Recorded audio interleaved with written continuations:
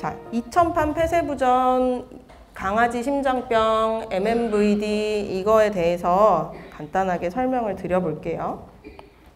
아주 아름답게 심장이 뛰고 있습니다. 원래는요, 자, 우리 몸을 돌고 들어온 피는 오른쪽 심장으로 들어갑니다. 오른쪽 심장에 가서 우심방에 가서 우심실에 가서 폐동맥으로 가요. 폐에 가서 이산화탄소 주고 산소 받아가지고 오는 거예요. 그러면 이산화탄소 주고 산소 받아가지고 어디로 들어오냐면요, 좌심방으로 들어와요. 좌심방에는 폐정맥이 4개가 있어요. 보통 4개가 있는데 이 4개로 들어와요. 들어와서 좌심실로 가서 좌심실에서 다시 대동맥을 통해서 나가게 됩니다. 이게 순환이에요. 그런데 MMVD라고 하는 건 뭐냐면 2000판 폐쇄부전, 2000판 안다침이라는 뜻이고요. 2000판에 뭔가 문제가 생겨서 좌심실에 있던 피가 대동맥으로 나가야 되는데 좌심방으로도 간다는 소리예요. 그 이유는 첫 번째는 퇴행성 변화예요. 나이가 들다 보니까 이 판막이 조금 나이 들어서 약해지고 좀 두꺼워지고 퇴행성 변화들이 녹아가고 이런 변화들이 생기게 되는데 아주 속상하게도 운이 없게도 이런 건삭이라고 하는 판막을 붙잡고 있는 낙하산 끈 같은 것들이 혹시나 끊어지게 되면 그렇게 되면은 아주 빠르게 진행이 돼요. 어떤 아이들은 이제까지 심장병 있다는 소리를 듣지도 못했고 매년 검사를 했는데 갑자기 폐수종이 왔고 근데 갑자기 D단계로 가는 아이들이 있어요. 그 아이들이 전체적인 비율로는 그렇게 높지 않은, 아주 낮겠지만, 그렇게까지 진행되는 아이들이 낮겠지만 병원 특성상 그런 아이들이 많이 와요. 네. 걔네들은 빨리 수술해야 되는 아이들이거든요. 그래서 이게 이제 2000판 폐쇄부전이라는 질환이에요. 그러면 좌심방 입장에서 보면 여기서 이쪽으로 자꾸 피가 들어오니까 얘는 형태를 바꿔요. 상황에 따라서 몸을 키웁니다. 그게 심장이 커지는 거예요. 좌심방이 커지다가 못해 압력이 높아지고 얘는 커지다 못해 그러면은 피가 폐에서 들어와야 되는데 못 들어오니까 여기에 자꾸 울혈이 되는 거고 혈이 정체되어 있는 거고 울혈되다 터져버리면 폐수종이 오는 거예요. 그러면 아주 위험한 상황이 생기는 거죠. 근데 이 리모델링이 심장이 커지는 거는요, 몸이 살려고 그래요. 만약에 심장이 안 커진다라고 커질 수가 없는 장기라면은 폐수종은 훨씬 더 빨리 올 거예요. 더 쉽게 올 거예요. 왜냐면 얘가 이거를 몸을 크게 만들면서 받아주니까 폐수종이 안 오고 별 증상 없이 사는 건데 이제 거기서 못 받아줘서 폐수종으로 터지게 되면은 응급실로 들어오는 거거든요. 그래서 이 심장이 커지는 걸 우리는 리모델링이라고 해요. 리모델링 다 아시죠? 네, 집 리모델링 다 하셨잖아요. 새 집을 사신 게 아니라면. 그럼 리모델링은 뭐냐면 상황에 맞춰서 모양을 바꾼다는 거예요. 그래서 리모델링이 되게 되면 좌심방이 커지게 되면 어떻게 돼요? 피는 좌심방에서 좌심실로 내려온다고 했잖아요. 원래가. 그럼 여기 역류를 했어요. 그럼 얘가 갖고 있는 피가 많아져요. 많아진 피가 다시 들어오겠죠. 다시 들어오면 얘도 커져요. 그럼 얘가 갖고 있는 게 많아지면 일로 또 많이 새는 거예요. 그래서 한번 역류가 생기기 시작하면은 어느 순간이 임계점이 딱 지나고 나면은 상당히 빠르게 진행이 될 수밖에 없는 질환이에요. 이게 퇴행성 변화로 시작했지만 뭔가 구조가 변하게 되면은 문제가 빨라지는 거죠. 2000판이라는 거는 이제 2조각이에요. 2조각이니까 2000판, 오른쪽에 있는 거는 3조각이라서 3000판입니다. 판막이고요. 이 판막에는 이렇게 끈이 달려 있고 이걸 우리는 건삭이라고 해요. 건삭은 어디에 닿아 있냐면 좌심실의 유두근에 닿아 있어요. 근육과 판막을 이어주고 있는 것이 이 끈이 건삭이고요. 건삭이 끊어지면은 판막이 자기 멋대로 날아다니니까 제대로 닫고 열고를 못하니까 역류가 생기는 겁니다. 2000판 문제는 2000판 판막만 문제가 생기는 건 아니에요. 우리는 2000판 구조라고 부르고요. 그거는 이 판막, 그 다음에 건삭, 여기 있는 유두근, 그 다음에 여기 이 좌심실의 근육, 좌심방의 근육을 이야기를 해요. 이거 전체를 다 2000판 구조고 얘네가 유기적으로 움직이면서 피를 앞으로 보내는 거죠. 여기서 보시면은 이 좌심방은 엄청 얇죠. 좌심실은 무지 두꺼워요. 좌심실이 두꺼울 수밖에 없어요. 온몸으로 피를 보내야 되니까. 좌심방이 하는 역할은 폐에서 피를 받아가지고 일로 내려보내는 역할밖에 하지 않아요. 그러니까 얘는 되게 쉽게 모양을 바꿔요. 커지기도 잘 커지고 작아지기도 초반에는 작아지기도 잘 작아져요. 그러니까 얇으니까 터질 수도 있고 찢어질 수도 있는 거예요. 이 그림과 사진은 이제 이 이천판이라는 거를 좌심방 쪽에서 내려다본 거예요. 항공뷰죠. 내려다보면은 이렇게 생겼어요. 앞쪽 판막, 머리 쪽을 향하는 판막이고요. 이거는 꼬리 쪽을 향하는 판막이에요. 앞쪽 판막, 뒤쪽 판막이고 이건 건강한 판막인데 이제 요게 이제 건삭이라고 하는 거고 이렇게 달려 있고 이게 건강한 판막입니다. 이 판막이 평평할까요? 여기서 보면 꼭 평평해 보이는데 판막은 평평하지 않아요. 최근에 이거를 파다가 판막이 어떻게 생겼는지를 좀 파다가 어떤 2022년에 사람 심장 논문을 읽다가 판막은 평평하지가 않구나 라는 거를 깨닫고 혼자 또 유레카를 외쳤어요. 아, 그렇구나. 이게 이러니까 이 질환이 이렇게 진행이 되는구나 라는 거를 이제 알게 됐고 판막은 프링글스처럼 생겼습니다. 3차원적으로 프링글스처럼 생겼어요. 여기가 이제 앞쪽 판막이고 여기가 뒤쪽 판막이고요.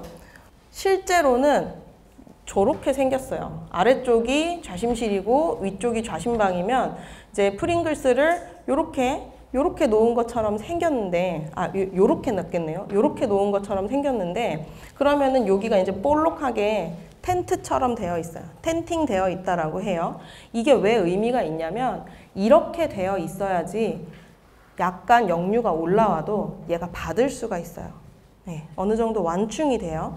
근데 역류가 생겨서 얘는 원래 타원형인데 뭐 거의 비슷해 보이긴 하지만 원래의 모양은 진짜로 프링글스처럼 타원형인데 역류가 생겨서 심장이 모양을 바꿔서 심장이 커지게 되면 동그래져요. 타원이 동그래지면서 틈이 생기고요. 프링글스는 납작해집니다. 프링글스가 납작해지면은 똑같은 양의 역류가 와도요. 더 많은 스트레스를 판막이 받아요. 그거는 무슨 뜻이냐면 아주 10시부터 6시까지 풀잠을 자고 일어나서 출근한 옆경화와 어제 새벽 3시, 4시까지 환자를 보다가 이제 한 2-3시간 쪽잠 자고 출근한 옆경화는 이 자극에 대한 반응이 다를 수밖에 없어요. 누가 한마디 하면 굉장히 상처받고 짜증내겠죠. 그런 거랑 비슷한 거예요. 판막이 이렇게 평평해지면은 똑같은 양의 역류가 올라와도 얘는 더 많이 스트레스 받고 더 많이 충격받고 그러면은 더 쉽게 건삭이 끊어질 수 있고 너덜너덜해질 수 있다는 소리예요. 그러면 판막이 평평해지면 안 되겠죠. 생각보다 빠른 개입이 필요하겠다라는 게 사람에서도 저도 요즘에 드는 생각이에요. 이 맨날 마지막 단계인 아이들을 이제 보고 그 아이들한테서 수술을 하고 그 아이들의 이제 생명을 연장시키고 있기는 하지만 정말로 무언가를 해주고 싶다면 판막이 저렇게 모양을 바꾸기 시작했을 때가 적절한 시간이겠다. 왜냐하면 이거는 연부 조직이기 때문에 리모델링을 했어도 초반에는 다시 돌아올 수 있어요. 근데 리모델링을 한 지 오랫동안 지나버리면요. 안 돌아와요. 안 돌아오게 되면은 아무리 역류를 줄여놔도 한계가 있겠죠. 그래서 MMVD 2000판 문제는 퇴행성 변화이기는 한데 나이 들어서 생기는 변화이기는 한데 이게 심장이 모양을 바꾸고 나면 그래서 구조적인 변화를 일으켜버리면은 구조적인 변화가 더 역류를 심하게 만들고 그러면은 더 질병이 심하게 진행이 된다라는 뜻입니다. 이런 이야기를 많이들 하세요. 제가 보호자님들 이제 전화 상담 아니면은 오셨을 때 실제 상담하면은 검사를 하죠. 경식도 초음파를 보통 보러 오시는 분들을 제가 만나게 되는데 뒤에 경식도 초음파가 뭔지는 말씀드릴 거고 경식도 초음파 보는 건 알겠는데 왜 심장 초음파를 또 봐야 되냐. 우리 애는 지난주에 봤는데요. 그다음에 마취가 너무 무서워요. 마취가 무서워요. 이런 이야기들 많이 하시고 그다음에 전화 통화만으로 수술이 너무 무섭고 선생님 근데 살 확률과 죽을 확률은 얼마나 돼요? 실패했을 때는 어떻게 돼요? 그러면은 뭐 너무 무서워요. 이런 이야기를 제가 한 번도 뵌 적이 없는 보호자님과 한 번도 본 적이 없는 강아지를 상상하면서 이 이야기를 할 수는 없거든요. 그래서 반드시 오셔서 이거는 이제 얼굴 보고 이야기를 했으면 좋겠고, 심차음파 다시 봐야 되는 이유는 너무나 명확해요. 우리가 잠깐 자면서 하는 검사를 짧게 하기 위해서입니다. 그리고 심장 초음파, 복부 초음파는요, 제일 중요한 거는 실시간으로 평가하는 거예요. 실시간으로 보면서 평가를 해야 되기 때문에 저는 항상 식도 초음파 볼 때 반드시 같이 들어가요. 같이 들어가서 식도 초음파 보는 그 순간 동안에, 왜냐하면 저장하는 영상을 10분간 본다고 해서 10분을 다 저장하지 않거든요. 쭉 본 다음에 핵심 영상을 저장하는 거기 때문에 그 중간중간에 계속 영상 박사님이랑 이야기를 해야 돼서 제가 이제 실시간으로 봐야 된다가 첫 번째.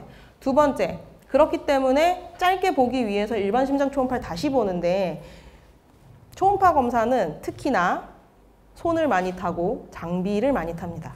좋은 장비로 잘 하시는 분이 보게 되면은 짧은 시간 동안 굉장히 많은 정보를 얻을 수가 있어요. 그래서 제가 신뢰하는 우리 영상 선생님이 이제 병원장님이 사두신 굉장히 비싼 장비로 이걸 보게 됐을 때는 아주 판막을 잘 평가할 수가 있는 거죠. 이 두 개가 이제 중요하고, 지난주랑 이번 주는 또 다를 수도 있어요. 지난주에 수술 예약 잡고 이번 주에 하기로 했는데 그 사이에 가벌이 나가도 있어요. 그렇기 때문에 저는 지난주에 검사 결과를 믿지 않아요.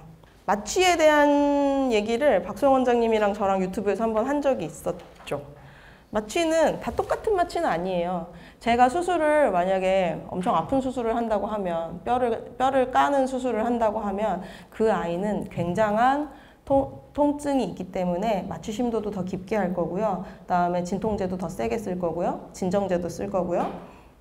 시간도 뭐 한 2~3시간 걸린다고 하면은 심도가 굉장히 깊을 거예요. 사람도 그렇죠. 아주 어려운 수술을, 오래 걸리는 수술을 하게 되면은 깊이 자야 되고, 하지만 내시경을 하는 마취는 우리가 마취라고 부르지는 않죠. 수면? 뒤에 마취를 생략하죠. 수면이야? 이렇게 물어보잖아요. 자면서 할 거야? 이렇게 물어보는데 똑같아요. 이거는 아픈 게 아니고, 초음파 프루브는 초음파, 이게 실제로 식도에 들어가는 식도 초음파 프루브는 제 손가락만 합니다. 11mm예요. 그래서 아이가 그냥 자고 있으면 꿀떡 한 번만 하면 돼요. 걔네들이 눈을 이렇게 톡톡 이렇게 건드리면 깜빡깜빡 할 정도로만 자는 거예요. 그리고 딱 끝나면 부웅 하고 일어납니다. 그러니까 똑같이 마취라고 하기에는 이제 너무 무서워하지 않으셔도 되고, 저희가 올 6월부터는 마취과 박사님을 제가 이제 데려왔어요. 데려와서 더 안전하게 되었어요. 더 믿을 수 있게 되어서 별로 걱정이 되진 않습니다. 하지만 마취를 무서워하는 수의사를 만나셔야 돼요. 그래야지 마취가 안전한 거예요. 안 무서워하는 사람을 만나시면 사고가 나는 거예요. 그리고 어떤 환자는 어떻게든 봐드릴 테니 오늘 새벽에라도 당장 이동해라. 일단 살려놓고 내일이라도 봐드리겠다라고 얘기를 하는 아이들이 있고, 어떤 애들은 그러면 한 다음 달쯤 볼까요? 이렇게 이야기하는 경우도 있습니다. 그래서 지금 뒤쪽에서는 이제 요 다음은 도대체 누구한테 그렇게 이야기를 하느냐라는 이제 주제로 이야기를 해볼게요. 경식도 초음파라는 단어가 우리나라에서 통용된 거는 이제 2년밖에 되지 않았어요. 네. 아주 신문물이죠. 사람에서는 많이 하는 검사, 종종 하는 검사예요. 경식도 초음파는 식도를 통해서 초음파를 보는 거고요. 이거 왜 보는 거냐? 정말 잘 보여요. 구조가 진짜 잘 보여요. 구조적으로 바깥에를 잘 알고 있는 사람은 이 영상을 보고 나면은 안쪽이 상상될 수밖에 없고요. 그래서 제가 심장에 대해서 남들보다 빠르게 이해가 됐다라는 생각을 하고 있어요. 실제로. 제가 이거를 수술을 하고 바깥에서도 보고 안에가 어떻게 생겼는지도 보고 그 다음에 변수를 주고 변수를 준 다음에 어떻게 흘러가는지도 아이들을 만나고 보니까 사실 많은 걸 굉장히 빠른 시간 안에 습득했어요. 그리고 제가 알고 있는 거를 내과 선생님들이 물론 저는 내과 선생님들만큼 지식이 훌륭하지 않을 건데 디테일이 떨어질 건데 그분들은 또 제가 이해하고 있고 상상할 수 있는 거를 할 수 없을 거라고 자신합니다. 좀 재수없는 것 같아. 밖은 비밀이에요. 네. 그래서 이거는 정상 2000판이고 다시 한번 보면은 심장이 이제 보통은요 일반 심장 초음파는 아래쪽에서 이렇게 되기 때문에 여기서 프루브를 돼요. 여기서 프루브를 되니까 이렇게 멀리서 볼 수밖에 없어요. 근데 이제 요 경식도 초음파는 좌심방 머리에다 딱 대고서 보는 것이기 때문에 아주 잘 보이고요. 요 그림을 생각하면 좌심방, 좌심실이죠. 좌심방, 좌심실을 생각하시고 보시면 되고 이게 정상이에요. 정상은요, 판막이 잘 닫혀요. 판막이 얇아요. 얇고 딱 닫혀요. 딱 닫힐 때가 언제냐? 수축기예요. 심실이 수축해서 요게 닫히고 요게 열려서 대동맥 쪽으로 피를 빵 보내는 게 수축기예요. 이게 열릴 때는 언제냐? 이완기예요. 이완기니까 심방에서 심실로 심실이 이완해서 피를 받아주는 거고요. 받아준 피를 판막이 닫히면 대동맥으로 내보내는 거고요. 이게 이제 이완과 수축을 한다, 펌핑을 한다인 거고요. 컬러를 걸면 빨간색과 파란색만 보여요. 파란색은 초음파에서 멀어지는 피고요. 빨간색은 가까이 오는 피예요. 그러니까 심방에서 심실로 멀어졌다가 심실에서 대동맥 쪽으로 가까워지는 피만 있으니까 빨간색, 파란색만 보이는 거예요. 그런데 문제가 생기면은요, 어때요? 잘 안 만나죠? 살짝 갭이 생겼어요. 갭이 생겼고 이런 이상한 색깔이 나와요. 이게 역류예요. 거꾸로 가게 되면 저런 이상한 색깔이 나오게 됩니다. 이거는 일반 심장 초음파에서도 이 색깔에 대한 거는 마찬가지예요. 그래서 저게 이 이상한 색깔이 완전 많이 나오면 역류가 매우 심한 거예요. 이 아이는 심하기는 한데 매우 심함은 아니에요. 매우 심함은 아니고 심하고 수술은 해야 된다. 그래서 수술을 했죠. 이 아이는 어때요? 큰일 났죠. 지금 이 앞쪽 판막이 아주 그냥 자기 멋대로 날아가고 있잖아요. 그렇다는 얘기는 앞쪽 판막을 붙들고 있는 건삭이 끊어졌다라는 얘기예요. 그러면 어느 순간에도 잘 닫히지 않아요. 잘 닫히지 않으면 엄청나게 많은 역류를 만들어요. 게다가 여기서 보이는 것 중에 또 하나는 뭐냐면 심방이 너무 커요. 얘가 이미 엄청 커져 있어요. 심실과 심방이 진짜 무슨 오뚜기처럼 생겼잖아요. 이렇게 생기면 안 돼요. 너무너무 이제 속상한 상황인 거예요. 그리고 이렇게 본 거를 3D로 재구성을 하면요. 이제 판막이 위에서 내려다 봤을 때 어떤지를 볼 수 있어요. 그럼 어떤 거 같으세요? 가운데에 틈이 보이죠? 닫혔는데 얘는 이제 이만큼은 정상보다 올라오고 있는 것이고 여기 이렇게 틈이 보여요. 여기로는 아마 지속적으로 역류가 올라올 거예요. 이런 것들을 눈으로 볼 수 있는 검사인 거죠. 경식도 초음파는. 그러니까 얘가 역류가 왜 생겼는지를 아주 직관적으로 알게 되는 검사예요. 그럼 일반 심장 초음파는 어떻게 보이냐? 보이는 것 이제 꽤 보이는데 거기서 우리는 목표는 뭐냐? 여러 가지를 측정해요. 여러 가지를 측정하고 계산해가지고 얘가 그래서 심장병이 어느 정도야? 지난번보다 진행이 됐어? 아니면 비슷해? 이런 것들을 이렇게 다양한 숫자로 나타내는 검사가 심장 초음파죠. 저는 심장 전문으로 하시는 수의사 선생님들 진짜 존경하는 마음이 있어요. 진짜 똑똑하신 분들이에요.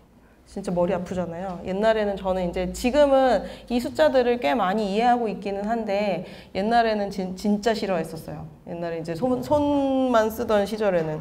근데 일반 심장 초음파에서 판막을 이렇게 평가할 수도 있어요. 좋은 장비가 있으면.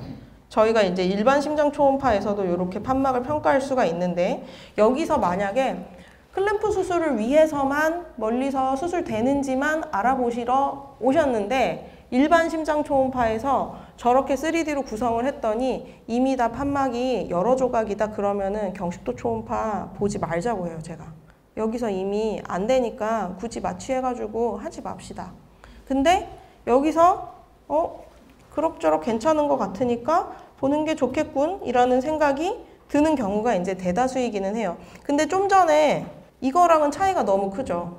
이거랑은 차이가 커요.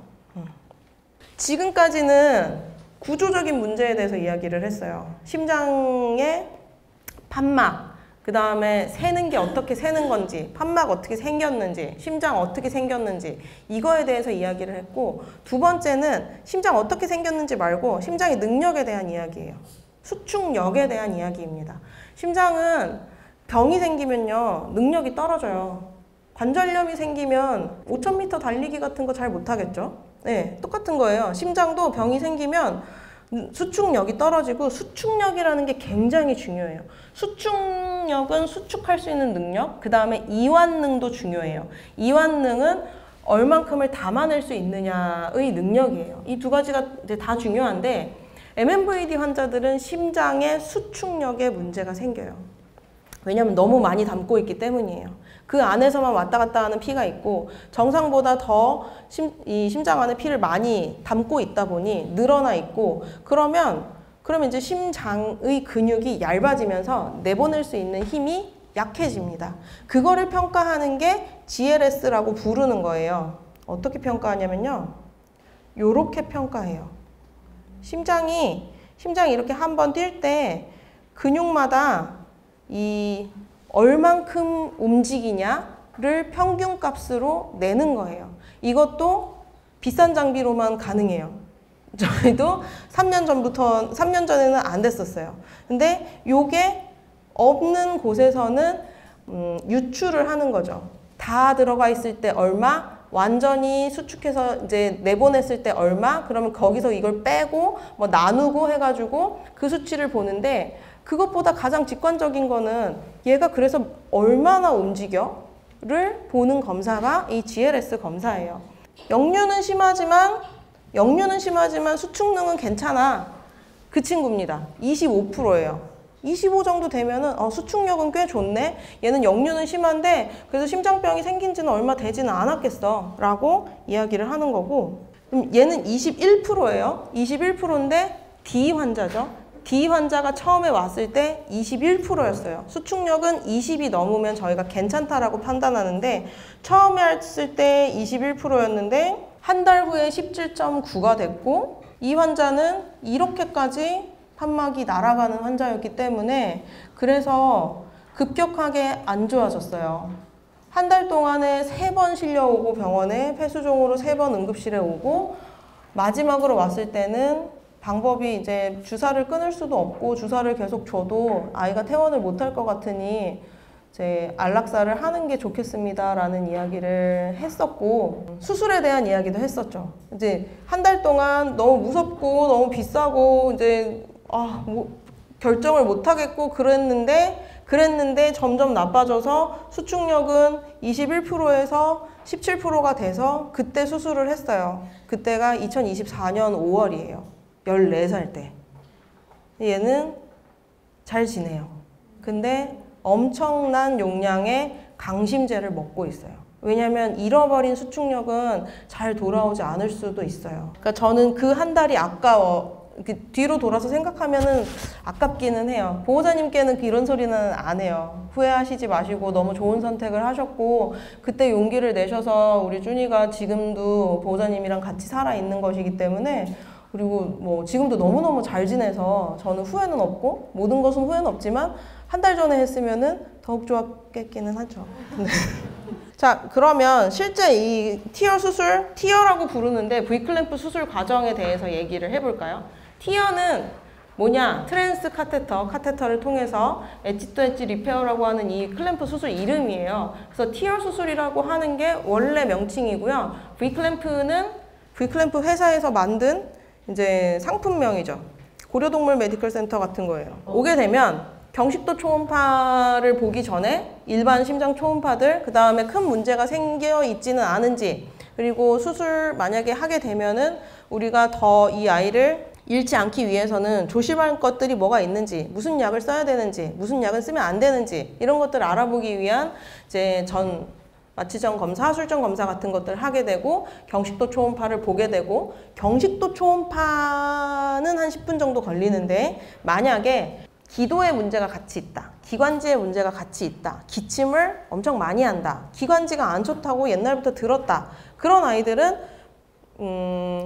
기관지 내시경도 같이 해요. 기관지 내시경은 한 2분이면 되거든요. 그래서 자는 김에 초음파 보고 이제 내시경 한번 쓱 들어갔다 나오고 그래서 호흡기는 적극적으로 뭔가를 해줘야 되는지 아니면은 그냥 그렇게까지 나쁘지는 않은데 심장이 커지면서 호흡기를 누르면서 기침을 하는 건지 이런 것들을 좀 알 수가 있고요. 그리고 나서 수술 상담하고 수술하고 입원 관리했다가 퇴원하고 이렇게 되는 겁니다. 이 수술팀이에요. 실제 수술은 3명이서 하고요. 저는 캡틴입니다. 이제 3명은 동급이에요.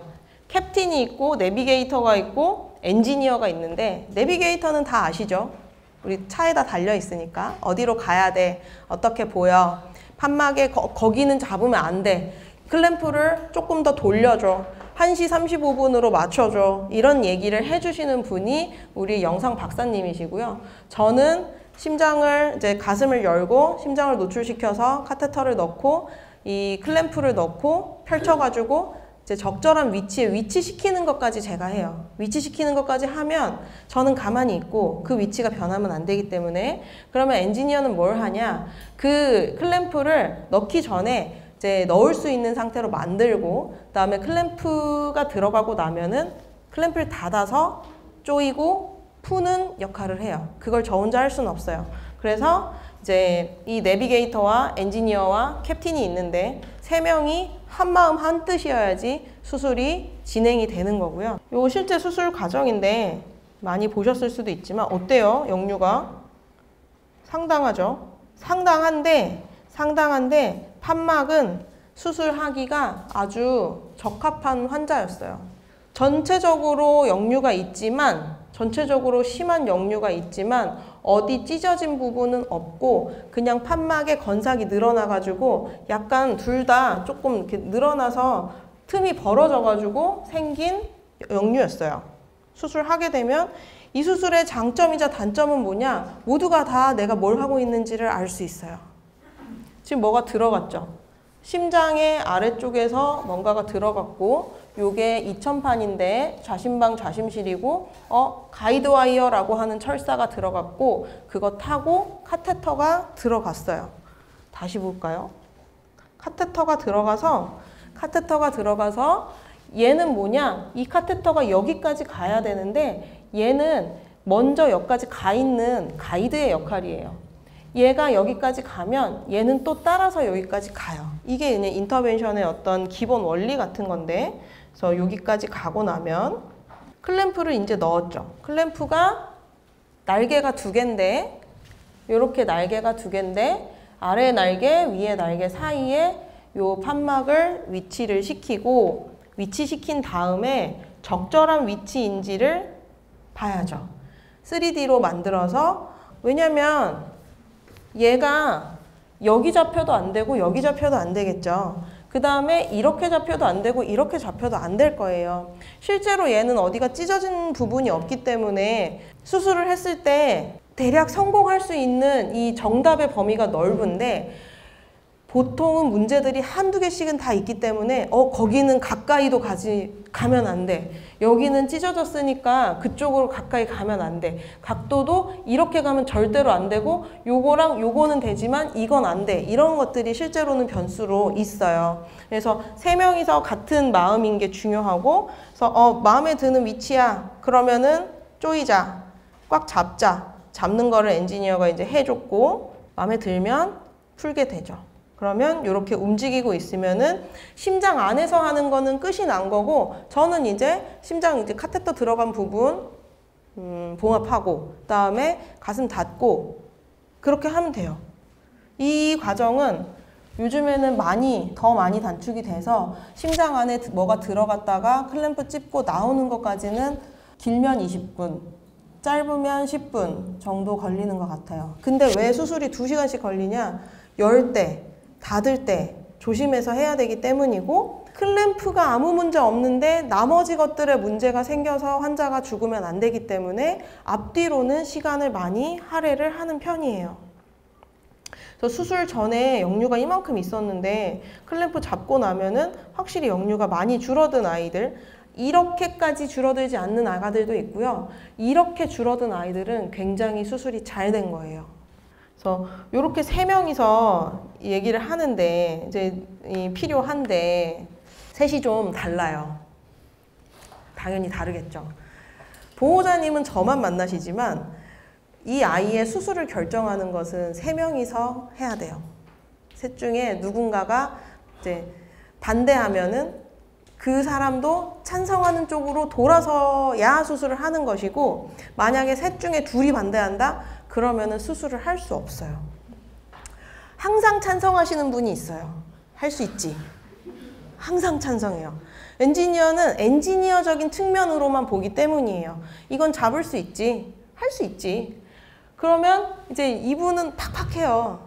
이제 제가 너무 위험한 아이들까지도 자꾸 수술을 해주지는 않을지 걱정하시는 분이고, 무슨 문제가 생길 수 있는 문제를 막 계속 이야기하는 사람이에요. 중요하죠. 브레이크예요. 저는 조금 더 많은 걸 봐야 돼요. 보호자님이랑 얘기도 해야 되고, 수술은 성공하더라도 얘가 만약에 수술 성공하고 다른 문제 때문에 한두 달밖에 못 살 것 같으면 정말로 할 것인지 생각을 해봐야 되는 거거든요. 그래서 이런저런 문제들이 있고, 보통은 위험해요, 안 하는 게 좋겠어요 를 많이 얘기하고, 여기는 할 수 있어, 잡을 수 있어. 그러면 이제 플러스 마이너스니까 이제 제로잖아요. 그럼 항상 제 의견대로 돼요. 제가 하자고 하면 하는 거고, 저마저도 안 되겠다고 하면 이제 못 하는 거예요. 그래서 수술을 할 수 있다 없다는 이렇게 세 명이서 이야기를 하는데, 만약에 이렇게 해서 수술을 할 수 있다가 됐어요. 그러고 나면 이제 이 아이와 연관이 있는 모든 수의사가 모여서 다시 상의를 해요. 약은 뭘 쓰는 게 좋겠어? 언제 입원을 해서 그 전날 무슨 약을 쓰는 게 좋겠어? 얘는 스트레스 너무 많이 받는 타입이니까 수술하는 날 아침에 그냥 오는 게 좋겠어? 등등등등. 마취과에서는 어떻게 할 거야? 그러면 마취과는 혈압 조절을 무슨 약으로 하는 게 좋겠어? 이런 것들에 대해서 수의사들이 모여서 이제 토의를 하고, 그리고 나서 이제 수술 계획을 세웁니다. 그래서 저희 하트팀이에요. 처음에는 이 수술에 대해서 이야기를 할 때 아까 그 엔지니어와 내비게이터와 캡틴 3명만 가지고 이야기를 했었고, 제가 어디 나가서 발표를 하고 수의사들 앞에서 이야기를 할 때도 이렇게 3명이서 팀이에요. 이렇게 생겼어요. 우리 내비게이터. 예쁘게 생겼죠. 바깥에 자기는 아무도 모르게 살다가 죽고 싶다고 하는 사람이에요. 그래서 이제 이렇게 3명이서 팀인데 이렇게 됐어요. 하트팀이. 누구냐면 우리 이정민 원장님은 내과 원장님 시간 상관없이 나와서 투석하시고 애기 살려주시는 분이고, 중환자 센터장님, 이제 여기 하트팀에서는 장센터장이 아니고 중환자 센터장으로서 여기 계시는 거고, 그다음에 내과 선생님들 2분 이제 직접 문진하시고, 그다음에 환자 장기 관리하시는 분들, 우리 마취과 선생님들 계시고, 이 누구죠? 새로 들어오실, 8월부터 들어오실 선생님이 한 분 더 계세요. 저희가 이제 다음 달에는 조금 더 열심히 하는 원동력을 이제 얻고자 이제 누가 들어올 거예요. 누가 들어올 거고, 요거는 여러분들께 제가 자랑하려고 페이지를 넣어놓은 건데, 이제 논문이 하나 나왔어요. 저게 뭐야? 이렇게, 물론 저도 옛날에 그렇게 생각했었겠지만, 이제 굉장히 높은 수준의 저널에 저희가 이 클램프 수술에 대해서 쓴 논문이 지지난달에 게재가 됐어요. 이건 엄청난 명예로운 것이긴 하거든요. 다 같은 저널은 아니고. 그래서 이걸 시작으로 해서 계속적으로 뭔가를 밝혀내고 계속 보고하고 하면서 할 거고, 재미없죠, 논문 얘기는. 네. 그러면 이제 어떤 판막이 응급인가? 제가 누구한테 당장 오라고 얘기하고 누구한테는 다음 달에 오라고 하는가, 그 이야기를 좀 해볼게요. 자, 전화 통화가 옵니다. 대부분 전화 상담이에요. 왜냐하면 다들 멀리서 오시거든요. 어제 오셨던 분도 부산에서 오셨고, 김해에서 오시고, 제주도에서 오시고 많이 오세요. 선생님, 우리 아이가 이번에 폐수종이 터졌어요. 터졌는데 이제 막 태어났어요. 근데 이번이 처음 폐수종이에요. V클램프 되나요? 건삭이 끊어졌다는데 뭐 이런 이야기를 하세요. 이제 오시는 게 좋겠어요. 아 근데 3일 동안 입원해 있어가지고 우리 애가 또 검사 받으러 가는 건 너무 힘들 것 같고 컨디션 좀 회복하면 그때 갈게요 라고 하세요. 그러면 많은 아이들이 약을 먹고 약을 좀 올리고 잘 지내요. 잘 지내면 사람 마음이 바뀌죠. 괜찮은 것 같아요. 검사하러 안 가도 될 것 같아요 라고 바뀝니다. 그러면 저는 이렇게 돼요. 왜냐면 이미 폐수종이 왔다는 거는 무슨 뜻인지는 앞에서 이제 직감적으로 아시죠? 이 심장은 이미 많이 변화했고 폐수종까지 왔다는 거는 좌심방이 커지다 못해서 못 받아줘가지고 폐수종이 온 거예요. 역류는 엄청 심해진 거고. 근데 약을 써서 약을 올려서 안정화가 돼서 너무 다행인 거죠. 그러면 저는 심장병은 애들을 기다려주지를 않아요. 우리 마음 같지가 않거든요. 그래서 컨디션이 괜찮으면 빨리 와서 검사를 받아야 되는 거예요. 안 그러면은 진짜 죽을 각오 하고서 자꾸 오는 아이들이 생기게 되거든요. 그러니까 지금이라도 오시는 게 좋겠는데 잘 안 오세요. 이게 이제 좀 속상한 부분이죠. 얼마 전에 쇼크로 병원 갔었어요. 심낭수가 찼었대요. 심낭수를 뽑아봤는데 다 피었대요. 아까 얘기한 그런 거죠. 저 얇은 좌심방이 커지다가 찢어져가지고 심낭수가 생겨서 큰일 날 뻔한 거죠. 그럼 빨리 와야죠. 빨리 와야죠. 그리고 근데 그 아이가 만약에 쇼크 상태다. 그래서 병원에 아직 입원해 있다. 그러면 그 병원에서 입원을 하고 괜찮아져야지 오는 거예요. 네. 쇼크 상태에서 내원을 하는 거는 거리가 2시간, 3시간이면 위험한 거예요. 선생님, 우리 아이가 일주일째 폐수종으로 입원해 있어요. 아까 걔랑 다르죠. 아까 걔는 퇴원했는데 얘는 일주일째 입원을 하고 있어요. 좋아지지 않고 있어요. 일주일간 열심히 노력을 하는데 보통 폐수종 실려오면은 며칠 있다가 집에 갑니까? 선생님? 4일, 5일. 네. 빨리 가는 애들 이틀, 3일 좀 보고 주사 끊고 약으로 바꿔서 이 약으로 괜찮은지 확인하는 것까지 보면 4일, 5일이에요. 근데 지금 일주일째 입원해 있고 계속 좋아지질 않고 있어요. 주사도 못 끊어요. 호흡수는 계속 40, 50이에요. 밑으로 내려오질 않아요. 입맛은 없어요. 콩팥 수치도 계속 올라가요. 콩팥 수치 때문에 이뇨젠 더 쓸 수도 없대요. 어떡해요? 안락사를 해야 돼. 오늘 밤을 못 넘길 수도 있다는 얘기를 계속 들으니까 너무 힘들어요. 이렇게 이야기하는 아이들은 엄청 많아요. 진짜 많아요. 그러면 이런 애들은 이런 거예요. 사실 사람도 그렇잖아요. 내 증상이 이래요. 가슴이 답답하고 쥐어짜듯이 아프고. 우리나라는 뇌졸중과 심근경색에 대해서 엄청 교육이 잘 돼 있는 나라여가지고요. 진짜 많이 산대요. 이상해. 빨리 119. 근데 이것도 똑같거든요. 저런 상황이면은 사실은 이제 응급실에 잘 가셨죠.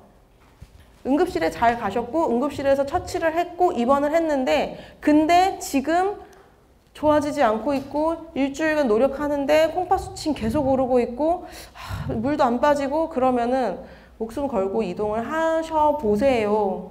뭐라도 할 수 있는 게 있는지 찾아볼게요. 보통은 2시간, 3시간 안에 무슨 일이 생기지는 않아서 10마리가 이런 식으로 오면 9마리는 무사히 도착해요. 진짜 마지막에 이제 막 며칠씩 고민하시는 분들이 계세요. 근데 옮기다가 죽을 수도 있을 것 같은 데를 이틀, 3일씩 고민하시다가 3일째에 마음 먹으셨는데 이제 병원에서 나오면서 사망한 아가는 있어요. 그럼 이제 그 사이가 조금 저는 아깝기는 하죠. 밤에라도 오시라고 해요. 새벽 3시라도 오세요. 차 막히는 시간이 싫으시면 새벽에라도 와서 입원시키시면 저희 응급실에 야간에 진짜 몸을 갈아 넣으시면서 애들을 살리시는 분들이 이제 포진하고 계시거든요. 그래서 새벽에라도 오시라고 이제 데려다 놓으시면 아침에 제가 바로 나가서 보겠다고 이야기를 합니다. 자, C단계. 얘는 어때요? 제 실제 환자인데 판막이 큰일 났죠. 한 번 폐수종 왔대요. 한 번. 그럼 이제 저런 정도로 판막이 날아가고 있으면요. 일반 심장 초음파에서 저걸 의심할 수 있는 검사 결과들이 보여요. 그러니까 일반 심초에서 건삭이 파열된 것 같아요 라고 말을 하면 진짜 큰일 났을 수도 있어요. 그러면 빨리 오셔야 돼요. 네. 근데 어떤 건삭이냐에 따라 달라요. 이런데 건삭이 끊어지면, 가장자리 건삭이 끊어지면은 그렇게까지 위험하진 않아요. 그렇겠죠. 근데 이 가운데 건삭이 저 정도로 끊어져가지고 이렇게 올라오고 있으면 얘는 큰일 난 거예요. 이 친구는 수술을 했어요. 다행히 수술을 했고, 또 다른 친구인데 얘는 좀 비슷하죠? 얘도 한 번 폐수정 왔어요. 비슷하죠. 근데 아까 얘랑 조금 다른 게 얘는 판막과 판막 사이의 거리가 꽤 있어 보여요. 아마 보호자님 모르셔서 그랬겠지만 심장병이 좀 진행되는 상태였을 거예요. 피모벤단 오래 먹었을 수도 있어요. 이미 심장이 커져 있었고 이 친구는 판막과 판막 사이의 거리가 별로 안 멀죠. 얘는 수술하면 엄청 좋은 예후를 가질 수 있죠. 아직 심장이 안 커졌으니까. 실제로 얘는 약을 다 끊었어요. 얘는 약을 다 끊었고 앞에 있는 걔는 약을 여전히 먹고 있죠. 네. 얘는 수술한 지 1년이 됐어요. 응급실로 이제 산소방 타고 오는 아이들은 이런 시기예요. 이제 큰일 난 아이들의 판막입니다. 이런 애들은 제가 그냥 빨리 오시라고 해요. 중간에 죽으면 어떡해요, 선생님? 그럼 좀 차가운 얘기일 수도 있지만 거기 있어도 죽을 것 같아요. 중간에 죽을 수도 있죠. 여기로 와도 여기로 와도 죽을 수 있죠. 팔자죠. 팔자려니. 근데 뭐라도 해볼 수 있는 게 있는지 보기 위해서 빨리 오시라고 해요. 이렇게까지 차갑게 이야기를 해야 보호자님도 냉정하게 생각하시고 빨리 오시거든요. 위로하고 있을 시간이 없어요. 이 친구는 어때요? 얘도 마찬가지예요. 이런 아이들이 보통 옵니다. 세상 해괴망측한 이 판막을 보고 진짜 깜짝 놀랐었던 거고 다 제 환자들이고 다 수술했던 환자들이고요. 이렇게까지 이제 얘네들은 다 판막이 너무 많이 퇴행성 변화가 진행된 애기예요. 조금 자세히 들여다볼까요? 우리 봉지, 이름 봉지입니다. 인천에서 왔어요. 2.1kg고요. 어때요? 일단 좌심방이 엄청나게 크죠. 엄청나게 큰데 이 멈춰있는 영상만으로도 큰일이 났어요. 얘는 다쳤는데 얘는 다치는 건데 위로 날아갔으니까 다쳐야 되는 순간에 이만큼이 새는 거예요. 그러니까 매우 많이 샜을 테고 이렇게까지 많이 샜을 테고 이 환자의 판막 상태는 아주 예쁘지 않죠. 아까 수술한 환자 얘는 찢어진 부분도 없고 괜찮아요. 많이 새긴 하지만 수술할 수 있어요. 괜찮은 이 환자군이에요 라고 했던 아이랑 비교하면 이렇게 우글우글하고 어딘가는 녹아있고 이런 환자의 판막은 굉장히 속상한 판막이에요. 뭐라고 그랬더라? 박수영 원장님이 저한테 이 아이의 판막을 보고 봉지 판막은 너무 슬퍼 라고 했어요. F죠. 저는 F예요. 제가 우리 봉지가 병원에 응급실로 들어왔을 때 효도여행 중이었어요. 효도여행 중이었고 이제 몸은 엄마랑 아빠랑 이모랑 있고 거의 이제 넷이 합쳐서 280살이었었는데 거기서 봉지 얘기가 계속 오는 거예요. 저는 봉지를 본 적도 없는데 근데 계속 마음이 쓰이니까 청주공항에 내려가지고 아침에 9시에 떨어졌는데 엄마 아빠 보내고 저는 병원으로 직행을 해서 와서 이 영상을 보고 일단 이틀을 이정민 원장님이 살려놓으셨길래 살면 생각해보자라고 했는데 살려놓으셨길래 이제 수술을 했었던 환자예요. 그래서 판막의 민낯을 보면 제 마음은 보호자님보다 더 급해져요.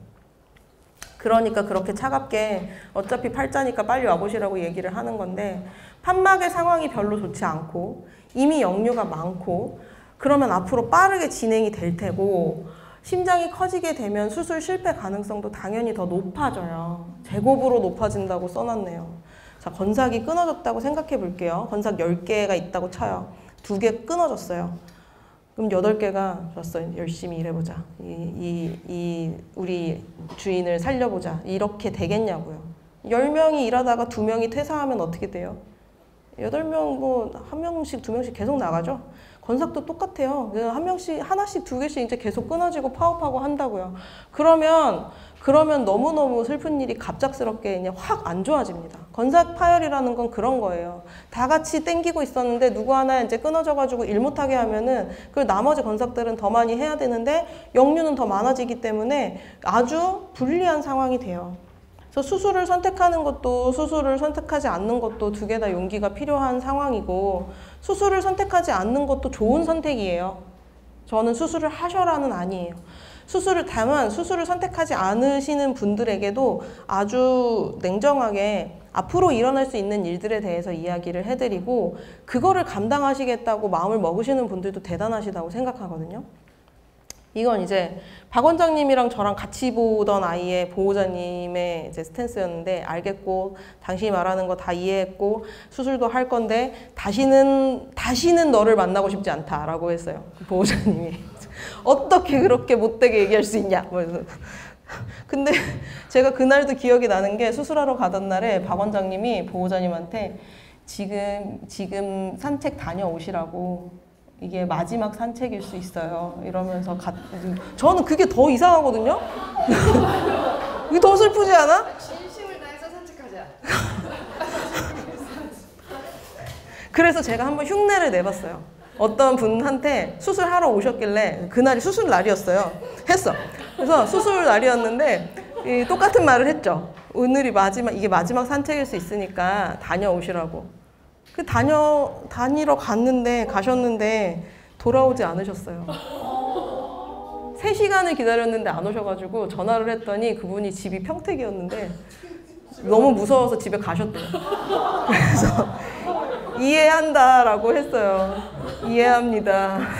봉지는 수술을 했습니다. 봉지는 수술을 했고 지금부터 2달을 잘 버티면 더 나은 상황이 될 거라고 생각해요. 이게 이제 수술하고 이틀 차예요.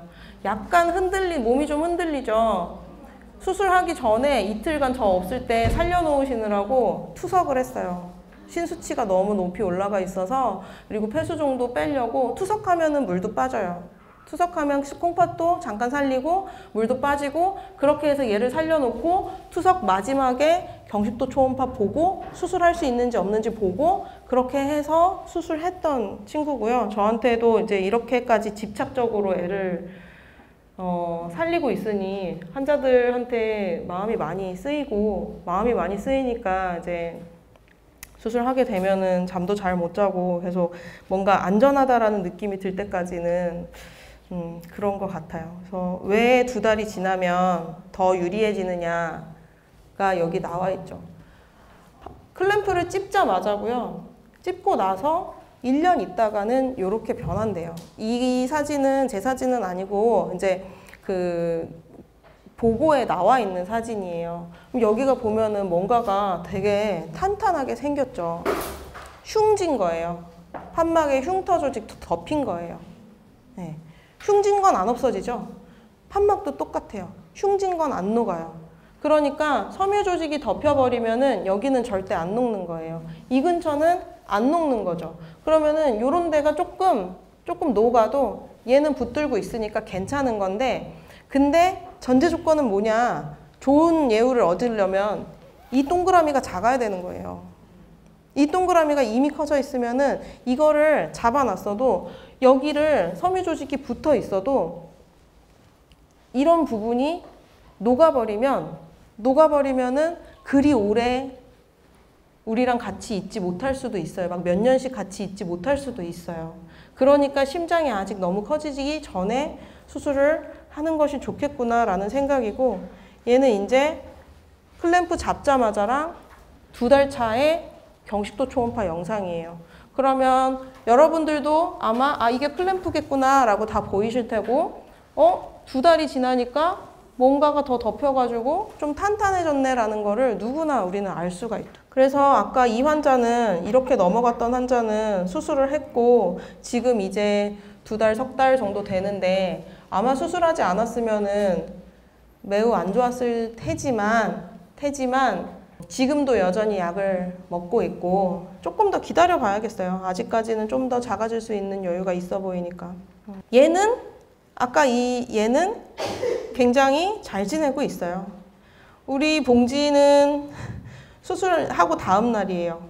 수술하고 다음 날이고 이렇게 이제 저 옆에 쪽 사진은 봉지 투석하던 때 이제 찍어 놓은 사진이고 그리고 나서 이제 너무 기특하죠. 너무 기특하고 예전에는 봉지 보호자님 최근에 저한테 뭐라고 하셨냐면 300g 정도 쪘대요. 네, 살찌는 건 너무 대단하고 심장병 생기면은 잘 먹어도 살 빠져요. 에너지가 다 심장으로 가서. 그리고 배 보여주는 거 못했었는데 지금 한대요. 배 보여주는 거 왜 못할까요? 맞아요. 숨 차서 못해요.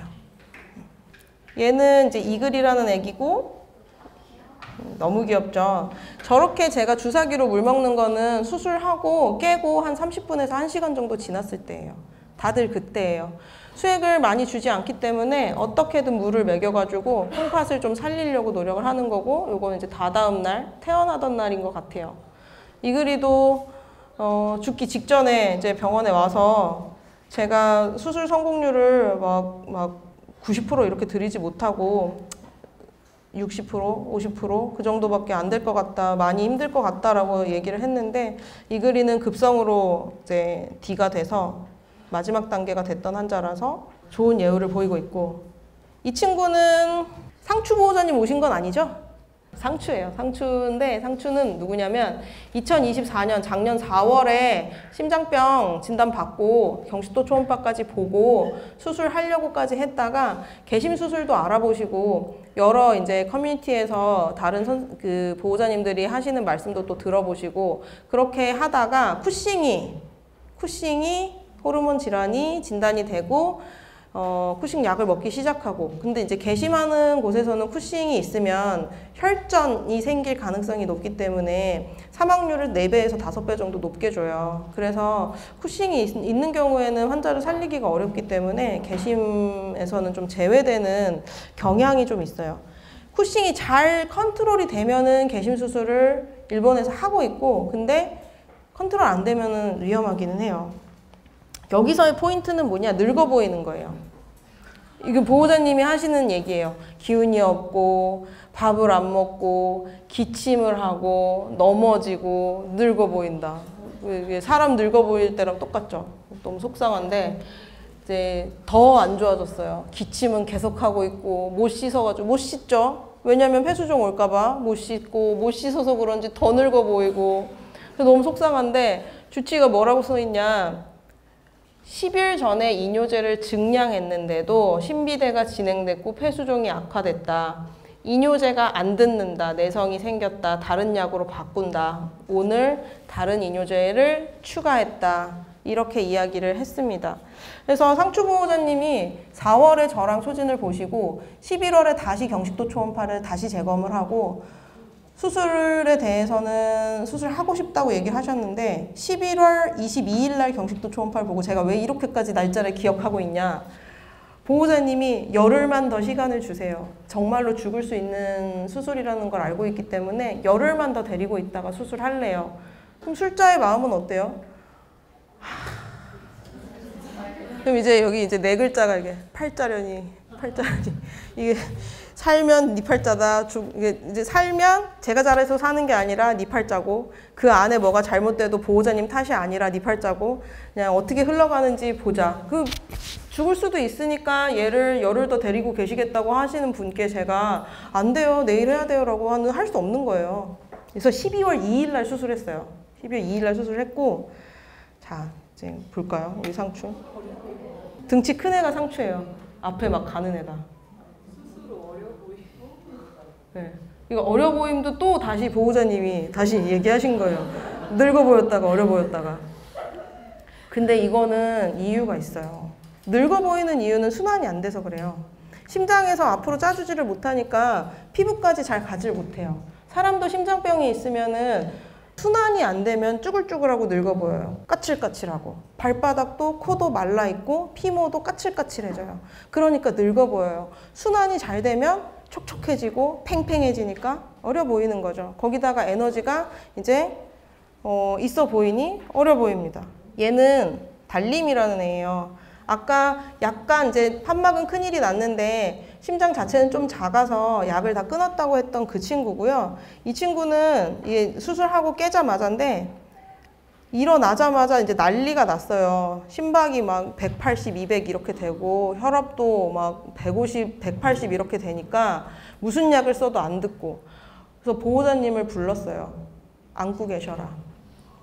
달림이가 이거는 마음의 문제다. 그래서 안고서 24시간을 계셨어요. 그리고 보호자님께 심박도 보호자님이 측정하시고 체온도 측정하시고 그냥 보호자님께서 하루를 중환자를 보셔라 부탁을 드렸고 이 친구가 어떻게 지내고 있냐면 얘 13살이에요. 근데 이 영상을 저한테 보내주시면서 9개월 차에 이제 1년 정도 됐는데 9개월 차에 이걸 보내주시면서 처음 뛰었대요. 수술하고 나서.